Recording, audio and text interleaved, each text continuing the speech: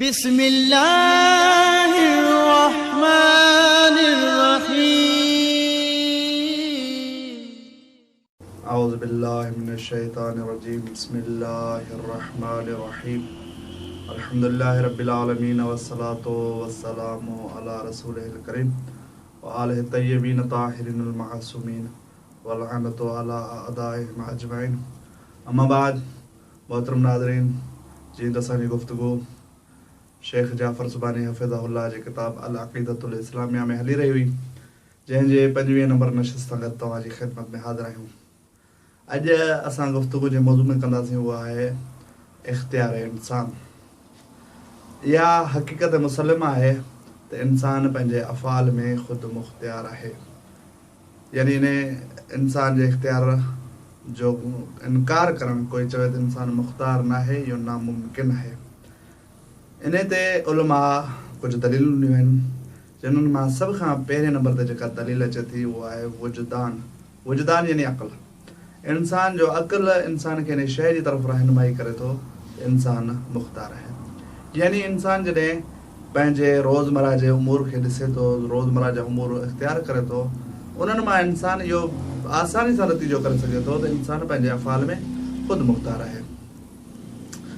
ॿिए नंबर ते जेका दलील आहे उहा इहा आहे त अगरि इंसान आज़ाद न हुजे हा, यानी इंसान पंहिंजे अफ़ाल में मजबूर हुजे हा, त पोइ इंसान खे पंहिंजे फ़ेल ते सवाब या पंहिंजे बुरे फ़ेल ते अज़ाब जो मिलणु कबी थी वञे हा। यानी इंसान खे हिकु अहिड़े फ़ेल ते सवाब मिलणु जंहिंमें हू मजबूर आहे, या अहिड़े फ़ेल ते अज़ाब मिलणु जंहिंमें हू मजबूर आहे, इन जो को सबब ई नथो बणिजे। जॾहिं इंसान ख़ुदि आज़ाद न हूंदो त अज़ाब ऐं जज़ा जो मिलणु इहो महल थी वेंदो, कबी थी वेंदो। लिहाज़ा अगरि कंहिं इंसान को कमु करे थो ऐं उनजी नेकी थिए थी, सुठे कम ते, ऐं असां दुनिया में हिन में ॾिसूं था त बाज़ इंसान जेके सुठा कमु कनि था उन्हनि जी तारीफ़ कई थी वञे, ऐं जेको शख़्स बुरो कमु करे थो उनजी बुराई कई थी वञे, उन जी मज़मत कई थी वञे। जॾहिं इहा तारीफ़ ऐं मज़मत कई वञे थी, इन ई मां लॻे वाज़े थो थिए त इंसान मुख़्तार आहे। टे नंबर ते जेका दलील आहे उहा इहा आहे त असां तारीख़ जो जॾहिं मुतालो कयूं था, तारीख़ में असांखे खोड़ सारा अहिड़ा वाक़ियात मिलनि था जो इंसान जी ज़िंदगी ते नसीहत असरअंदाज़ थिए थी।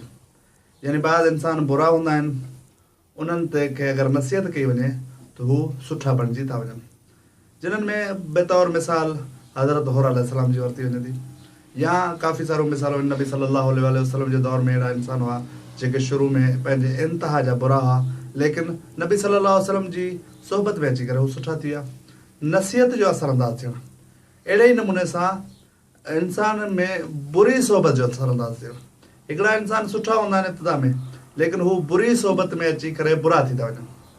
इहो नसीहत ऐं बुरी सोहबत जो असरअंदाज़ थियणु, इहो इन ई शइ ते दलील आहे त इंसान आज़ादु आहे। अगरि इंसान आज़ादु न हुजे हा त उनखे केतिरी बि नसीहत कई वञे त हू जंहिं जॻह ते आहे उहो उन ई जॻह ते हुजे हा।